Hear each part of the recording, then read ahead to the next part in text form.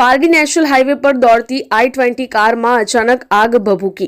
Fire બ્રિગેડની ત્વરિત કામગીરીથી મોટી દુર્ઘટના ટળી. પારડી નેશનલ હાઈવે નંબર 48 પર મહેતા હોસ્પિટલ નજીક ગત રાત્રે એક ચાલુ કારમાં અચાનક આગ લાગવાની ઘટના સામે આવી છે. સદનસીબે આ ઘટનામાં કોઈ જાનહાનિ થઈ નથી, પરંતુ કારના એન્જિનના ભાગને ભારે નુકસાન પહોંચ્યું છે. મળતી માહિતી અનુસાર પારડીના અભિનવ પાર્કમાં રહેતા જેનિલ દેસાઈ રાત્રે આશરે 9:45 વાગ્યાના સુમારે પોતાની I-20 કાર નંબર GJ15CJ 9975 લઈને હાઈવેના સર્વિસ રોડ પરથી પસાર થઈ રહ્યા હતા. તે દરમિયાન અચાનક કારના બોનેટમાં શોર્ટ સર્કિટ થતા આગ ફાટી નીકળી હતી.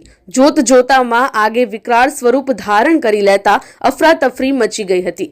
ઘટનાની જાણ થતાં જ પારડી નગરપાલિકાની ફાયર ફાઈટર ટીમ તાત્કાલિક ઘટના સ્થળે દોડી આવી હતી. ફાયર જવાનોએ પાણીનો મારો ચલાવી કાર સંપૂર્ણ બળીને ખાખ થાય તે પહેલા જ આગ પર કાબુ મેળવી લીધો હતો. વ્યસ્ત હાઈવે પર બનેલી આ ઘટનાને પગલે લોકોના ટોળા ઉમટી પડ્યા હતા. રાહતની વાત એ છે કે ચાલકનો આબાદ બચાવ થયો છે.